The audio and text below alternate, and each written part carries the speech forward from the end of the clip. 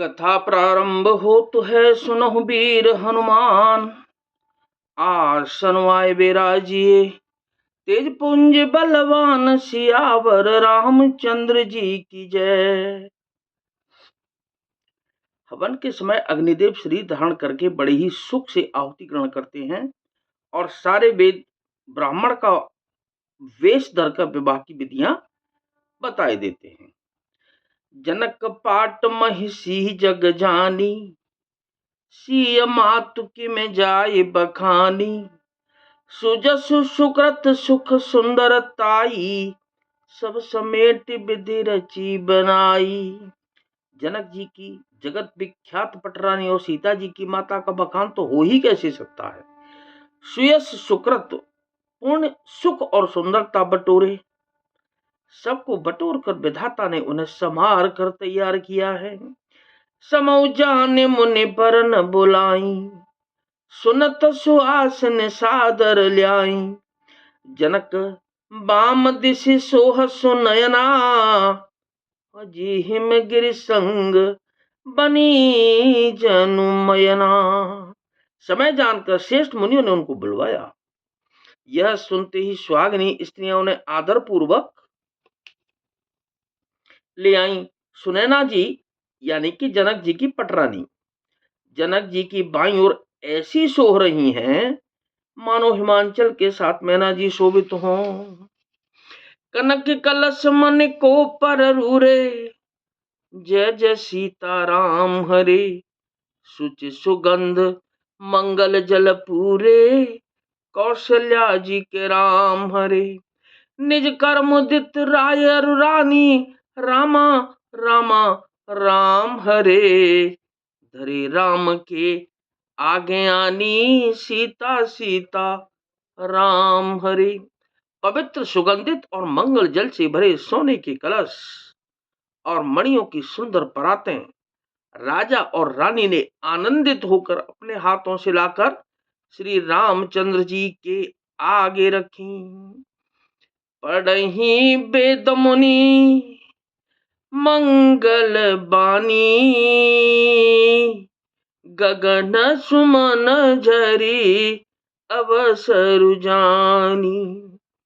बरु बिलो की दम पति अनुरागे, पाय पुनीत पखारन लागे।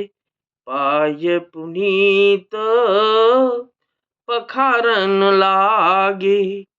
मुनि मंगलवाणी से वेद पढ़ रहे हैं। सुअवसर जानकर आकाश से फूलों की झड़ी लग गई है।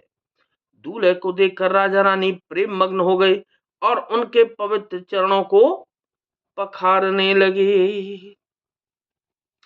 लागे पखारन पाय पंकज, प्रेम तन पुलकावली।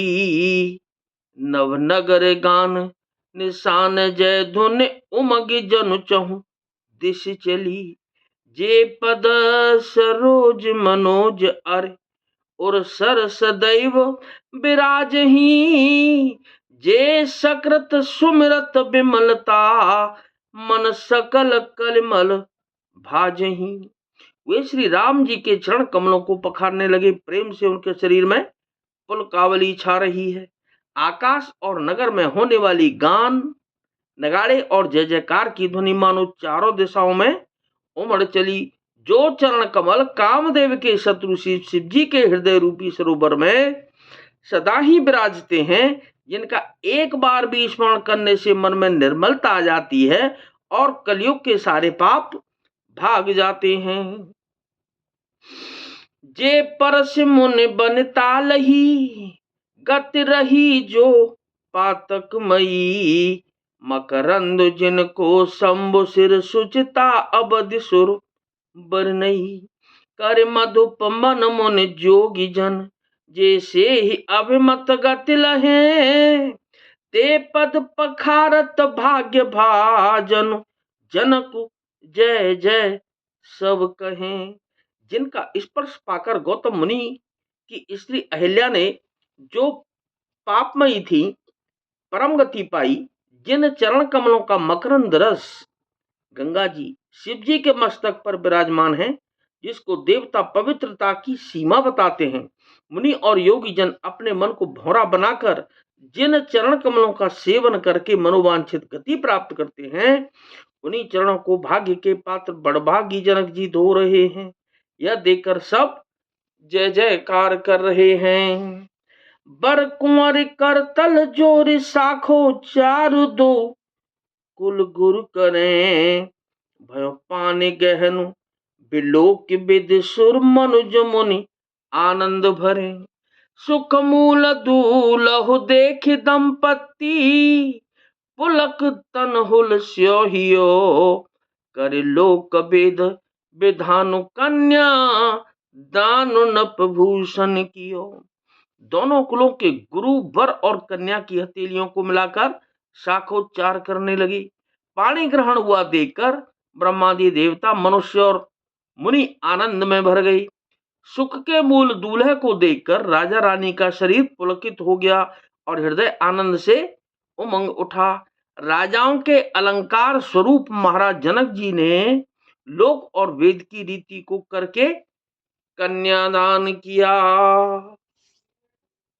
हिमवंत जिम गिर जा महेश ही, हरे श्री सागर दई, तिम जनक राम सिय समर्पी विश्व कल कीरति नई। क्यों करे विनय विदेहु कियो, विदेहु मूरत सांवरी, करे होम विधवत गांठ जोरी, होन लागी भांवरी, होन लागी भांवरी। जैसे हिमान्य शिव जी को पार्वती जी और सागर ने भगवान विष्णु को लक्ष्मी जी दी थी, वैसे ही श्री जनक जी ने श्री रामचंद्र जी को सीता जी समर्पित की, जिससे विश्व में सुंदर नवीन कीर्ति छा गई। विदेह जनक जी कैसे विनती करें, उस सामली मूर्ति ने तो उन्हें सचमुच विदेह देह की शुद्ध बुद्ध से रहित ही कर दिया। विधि पूर्वक हवन करके गठ जोड़ी की गई और भांवरें होने लगी। जय धुन बंदी वेद धुनी, मंगल गान निशान, सुन हर सह बर सहे विबुध, सुर तरु सुमन सुजान, सियावर रामचंद्र जी की जय, पवन सुत हनुमान जी की जय। जय ध्वनि, बंदी ध्वनि, वेद ध्वनि, मंगल गान और नगाड़ों की ध्वनि सुनकर चतुर देवगण हर्षित हो रहे हैं और कल्प वृक्ष के फूलों को बरसा रहे हैं। तो कथा विसर्जन होतु है, विदा होहु हनुमान, और राम लखन और जानकी मैया, सदा करे कल्याण सियावर, रामचंद्र जी की जय, पवन सुत हनुमान जी की जय।